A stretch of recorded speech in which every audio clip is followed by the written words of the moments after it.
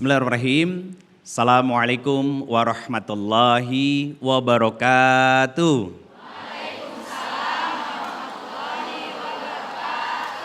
Subhanallah wa bihamdi, subhanallahil azim, adada khalqihi wa ridha nafsihi wa zinata arsyihi wa midada kalimatihi.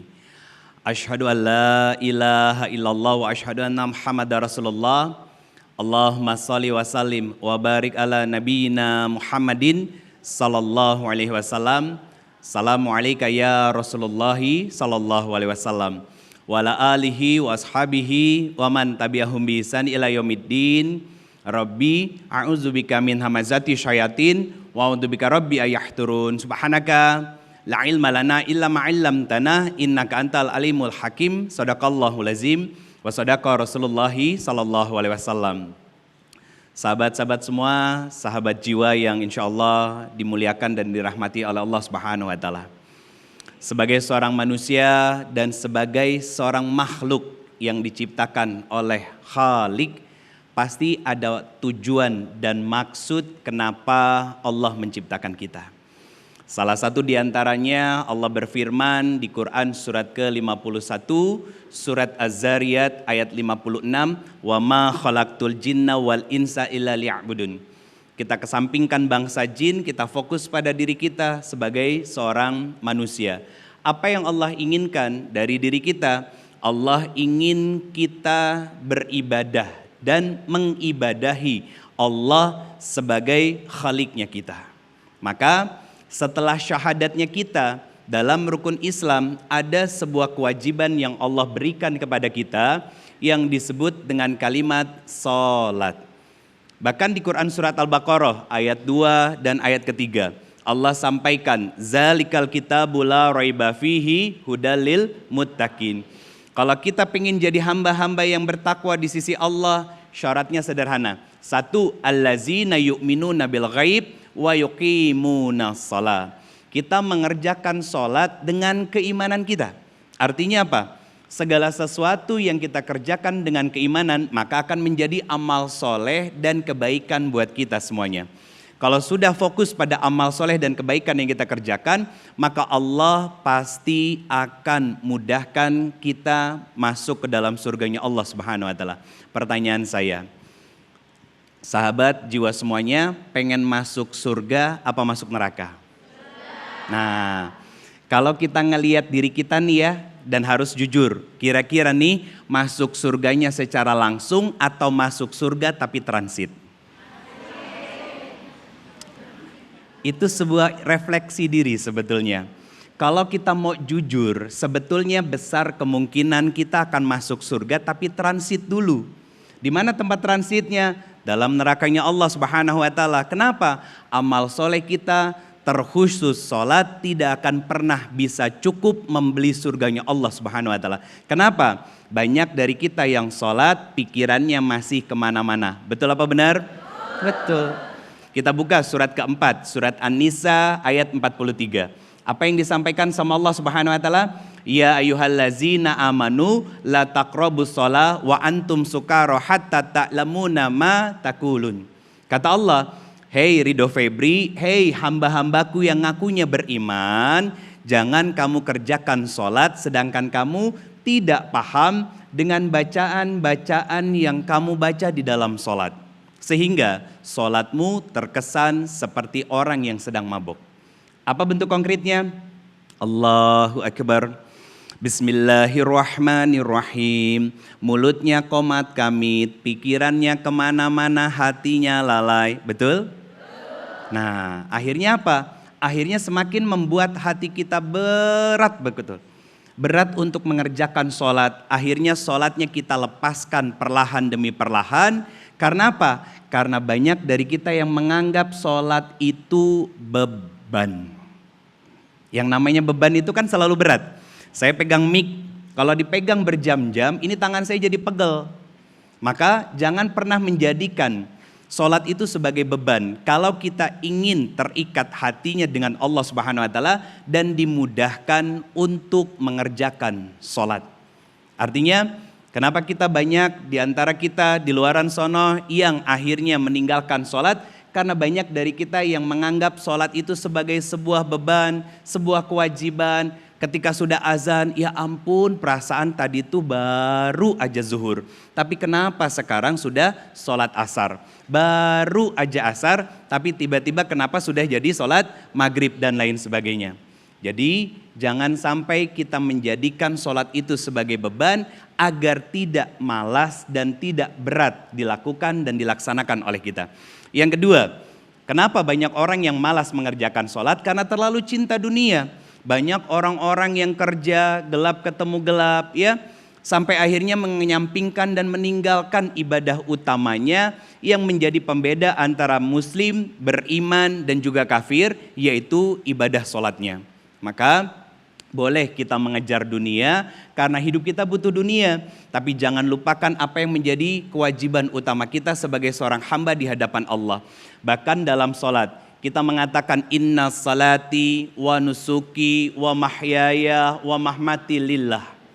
Coba lihat hati kita raba para sahabat jiwa semuanya. Betulkah kita mengerjakan sholat ini dengan niat-niat yang benar cari ridha Allah, atau justru malah hanya ingin mendapatkan dunia makanya kita sholat? Salah. Jangan sampai kita sibuk dan capek mengejar dunia tapi lupa kepada sang pemberi dunia, yaitu Allah Subhanahu wa Ta'ala. Yang ketiga, apa yang membuat kita merasa berat dalam mengerjakan sholat? Jawabannya sederhana, banyak melakukan dosa dan kemaksiatan. Itu akhirnya membuat hitam hati kita.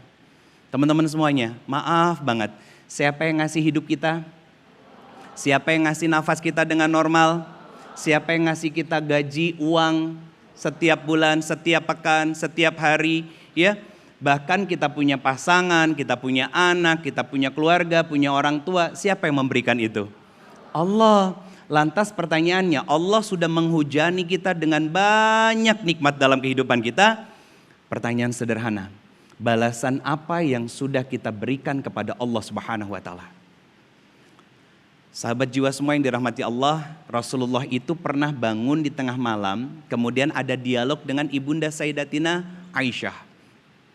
Aisyah itu pernah nanya kepada Rasulullah, ya Rasulullah, ngapain sih kamu tuh capek-capek malam berdiri kaki sampai bengkak, padahal engkau sudah diampuni semua dosa-dosanya, engkau sudah dimaafkan segala kesalahannya, bahkan engkau adalah nabi dan rasul yang begitu dicintai oleh Allah Subhanahu wa Ta'ala.